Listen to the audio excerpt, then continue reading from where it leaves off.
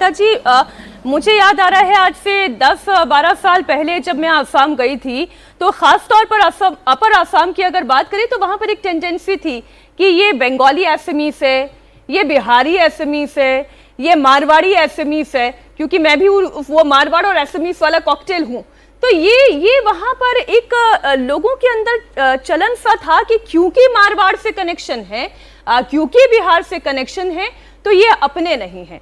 लेकिन वो जो दूरी है वो धीरे धीरे धीरे धीरे करके बीजेपी के शासन में कम होती चली गई। ये कैसे हो पाया? ये इसलिए हो पाया क्योंकि जिस तरह का सुशासन हुआ, और पहले की अहम अगर आप देखेंगे, आसाम अगर देखेंगे तो रक्त रंजित राजनीति रहा है।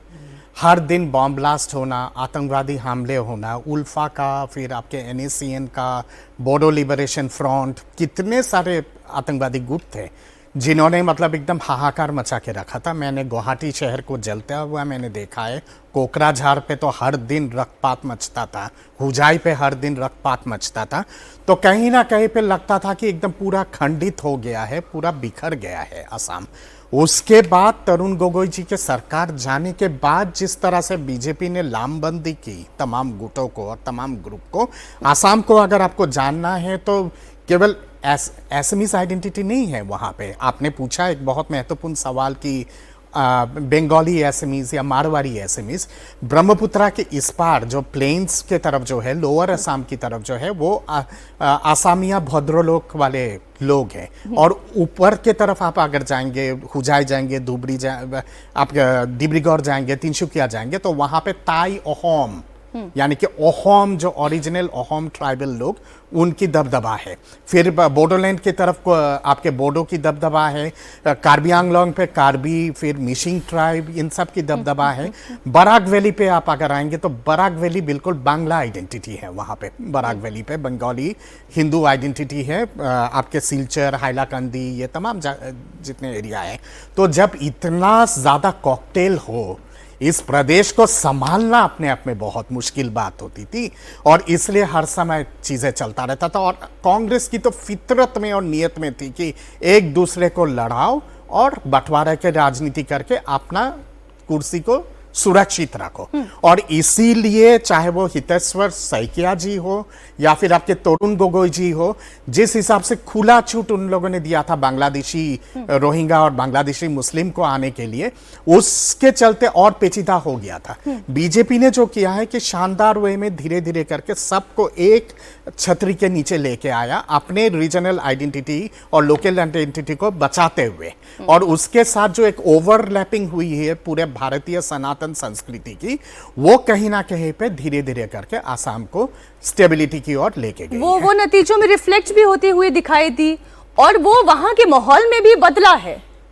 देखिए, वही बात है जो हम लोग कुछ दिन पहले जो मुस्लिम इन्फ्लुएंस सीट्स और हिंदू इन्फ्लुएंस सीट्स की बात कर रहे थे, CSDS के ही क्लासिफिकेशन में अगर आप 2-4 साल पुराना चुनाव देखें, Assamese speaking Hindu, Bengali speaking Hindu, Assamese speaking Muslim, Bengali speaking Muslim, TGL, ये सारे क्लासिफिकेशन होते थे।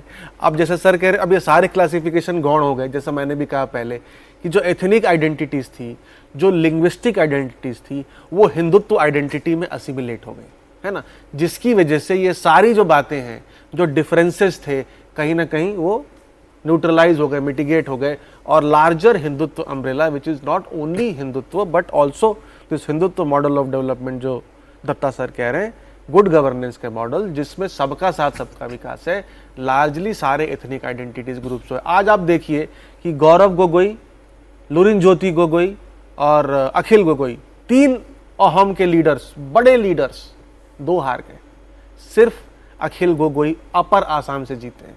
तो जो एक ये पैटर्न था कि अपर आसाम से ही चीफ मिनिस्टर होगा, अब चीफ मिनिस्टर लोअर आसाम से है, और अपर आसाम में गोगोई फैमिली या अहम समाज का दबदबा है, कहीं ना कहीं वो भी अब न्यूट्रलाइज हो गया पूरा। ये तस्वीरें हम जो लगातार देख रहे हैं, और नायब सिंह सैनी को भी जो मैं देख पाई हूं, वो भी वहां पर पहुंच गए हैं, और एक एक करके तमाम चेहरे दिखाई देंगे। हालांकि अभी कुछ तस्वीरें तो बड़ी दूर से हैं, पर इतनी इंपॉर्टेंट बात अभी दत्ता जी ने जहां से शुरू की और अमिताभ जी उसे आगे बढ़ा रहे हैं, नायब सिंह सैनी की ये तस्वीर, हरियाणा के मुख्यमंत्री।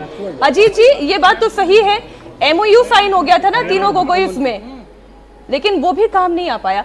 ये जो काम बीजेपी कर पाई कि पूरे हिंदू मॉडल को एक अम्ब्रेला के नीचे लेकर आना, बिहार में भी वो जो जातियों में भी जो सब कैटेगरीज है, उस सब कैटेगरी के भी लोगों को अपने साथ साध लेना।